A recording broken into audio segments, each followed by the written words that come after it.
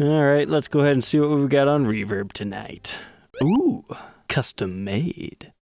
Welcome back, Troglodytes, to your daily dose guitar information, the Trogly's Guitar Show. Yeah, check this thing out. So, Custom Shop 2013 Custom Made. This is what really caught my attention. Custom orders are extremely cool. And it's $4,800, so that seems to be about right. So, all right, we've got some sort of a Les Paul standard. It's got the cherry sunburst finish. Pretty decent top, not the craziest, not the worst. It's got a Nashville-style bridge, so we know right away it's not a reissue. It could just be like a custom shop standard or a class 5, depending on the year of production. Our inlays are rather unusually colored. It's because it's a real abalone shell. That's a really nice dark fretboard. We've got a regular headstock. The back is a typical cherry color, although not aniline dyed. And we've got a little custom shop medallion and a serial number that's kind of hard to see. All right, let's read our description. This is a 2013 Custom Shop Sunburst Gibson Les Paul. The guitar is completely custom. Every detail was chosen by the previous seller of the guitar. These specific inlays are a feature that few Les Pauls have, as well as the fact that this guitar was made from driftwood. This is not a heavy Les Paul. It weighs about the same as a Stratocaster, which makes it easy to gig with without hurting your back. This is by far the best Les Paul I've ever played, and I'm very sad to see it go. Just purchased a Martin for a lot of money. Let me know if you have any questions. All right, here's a lesson that you gotta learn. When you buy a guitar from someone, if they tell you a fantastical tale, take it with a grain of salt because sometimes that tale has been stretched many a different times before it gets to you. Usually people aren't trying to be malicious and intentionally deceive you. What they're telling you, they think is true. And this happens all the time in the used guitar market. An example I use of this all the time, when I first bought my 2550 Les Paul, it was sold to me from somebody who had purchased 4 of them. One he kept back, and then the other ones he gave to his kids. This was the one that was kept back. It still has the original box. So I kept that box for years and years, not knowing any better until I put it up for sale, and then somebody goes, dude, that's a 2000s box. It's like, not that it really mattered, but stories can get stretched out and it's important to correct them. So if you ever have a story handed down to you, definitely verify it with somebody else to make sure it makes sense. So what does this mean for our custom ordered Les Paul made of driftwood? Nah, it's a 2000 Les Paul Elegant. And the reason why that driftwood theory is playing is because he was probably told that's the reason this one's so lightweight. No, it's because Elegants are chambered. They were, with a huge asterisk, the first regular chambered Les Paul, outside of the custom-ordered 50s ones for Mary Ford, the Bantam Florentine series because they have the F-holes, and if you want to exclude the Ultimas because they're just way fancier than a regular Les Paul, then you gotta exclude the Catalinas, then you get to the Elegants. But I kind of give them that crown because they're the model that lasted the longest at the beginning. The easiest way to identify a Les Paul Elegant is their fretboard. You got the abalone inlays. Now sometimes people can custom order the stuff, but the next giveaway here is the fact that we've got an ebony fretboard. Now if you didn't know that was a spec, you probably could have just thought it was a dark rosewood. But the other cool thing about Elegants is the fact that they have a compound radius fretboard. But if we go back here and we adjust the contrast so you can actually see it, it appears the serial number is CS0390. So how do you read that? This one's actually a little bit confusing. So whenever you have a custom shop style serial number like this, if you have 4 digits, you're within the 90s. If you have 5 digits, you're within the 2000s. If you've got the 6, it just kind of keeps going up by decades until 2010 when they decide not to keep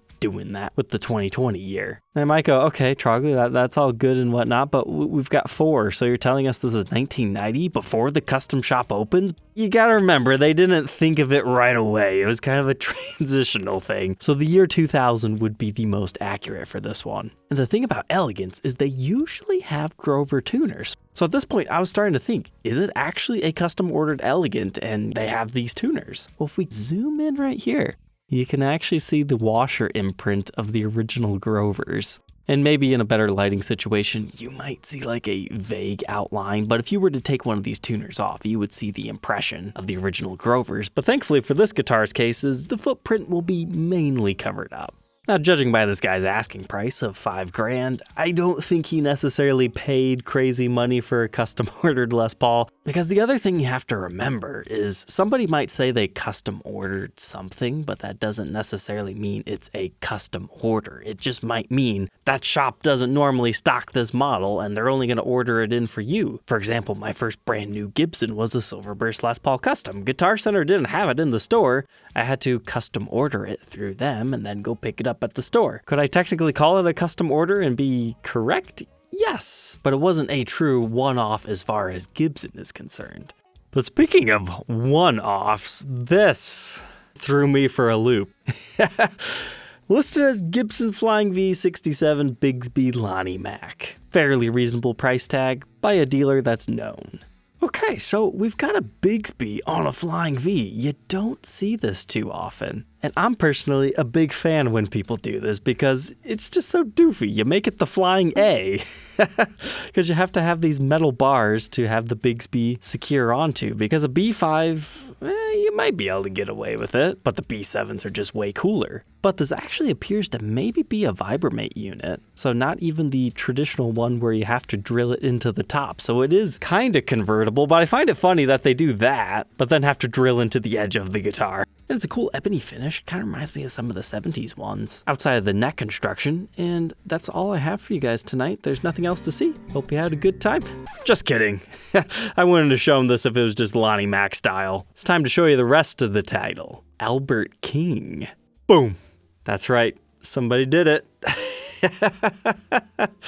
I love it. Flying V with a Les Paul's headstock. And you even have like the prehistoric style logo on it. So at first I'm kind of excited. Is this a custom order? Because if so, that'd be way too cheap. And being from an actual shop, I was like, nah, it had to have a headstock repair and replacement. So let's see what the damage is.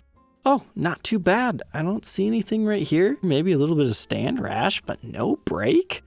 Oh, we've got a serial number here dating it to 1991. Oh, some scratches? No. So what they did here is this was a Flying V headstock, right? It would have looked something like that vague outline. They gave it the old whoopity-woo slash and dice, and then they glued on new headstock wings perfectly in the shape of the Gibson open book headstock shape. That's actually quite ingenious, because technically this is not a headstock repair in a way that most people would care. If it's broken right here, yeah, that's scary. There's a lot of tension there. But to me, a repair in this area doesn't scare me anywhere near as much.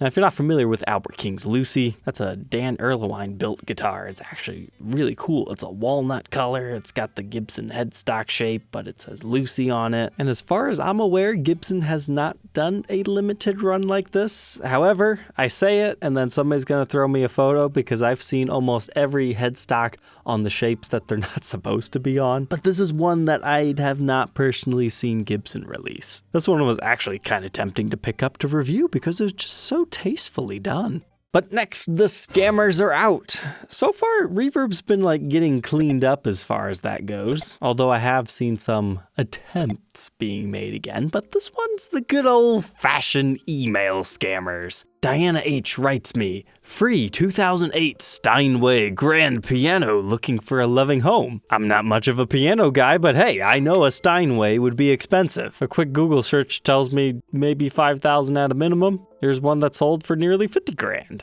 But it reads, is anybody interested in this grand piano? If so, contact this email. She's a nice family friend and her husband recently passed away. And then we can see the original message from the widow saying she's downsizing, looking to give away the piano to a new owner. It has a matching bench, fabulous sound, pristine condition. It's free and not for sale. If you're interested, contact me. Now, I think most of us would be able to sniff this out. However, I mean, I could see how this could maybe, just maybe be plausible if this was somebody in your contacts list and not somebody that you've never heard of. But here's how I anticipate this scam goes. You get curious, you think it might be legit, you email the widow. The widow says, yep, it's great. I can't deliver it to you. I need you to pay a delivery fee. I've got these guys. They'll bring it to you for $500. As I understand it, this piano is worth approximately $50,000. So since I'm giving it to you for free, would you please kindly forward me the $1,000 to pay for the shippers to get it to you? I know my husband would want it to continue to be played.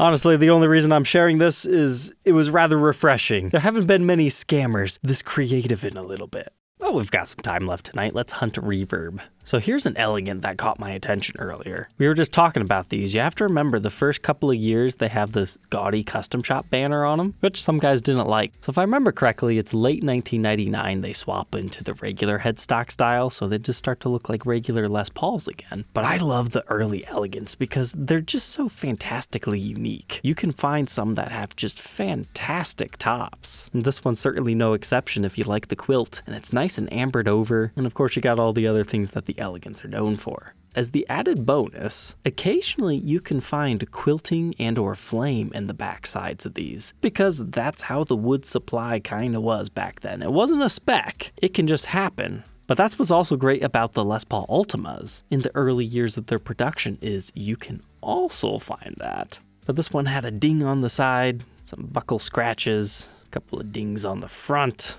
Whoa.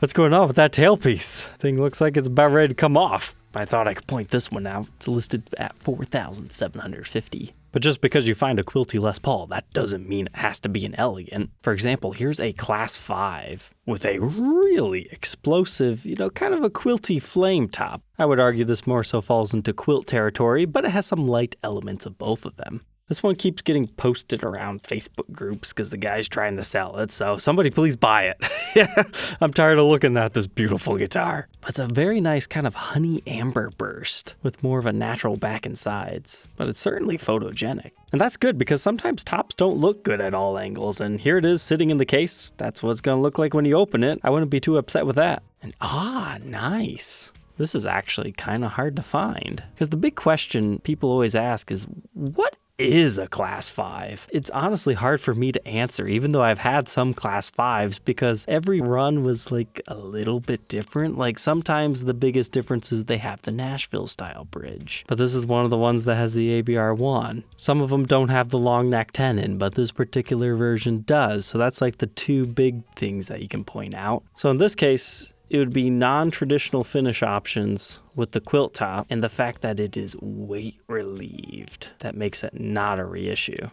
So now that we've talked about guitar stories, I want to hear in the comments your best story that someone has actually told you. Don't stretch it any further, and then let us know if it ended up being true or if you were able to later dispute it. Or if you don't know, because maybe I'll have to make a follow-up video. Debunking stories. It's amazing what the specs of a guitar can tell you.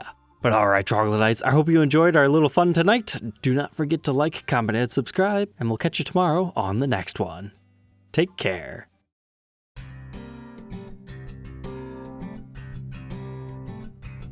If you enjoyed tonight's episode, consider subscribing. I post videos like this every day. And you might even enjoy this next one.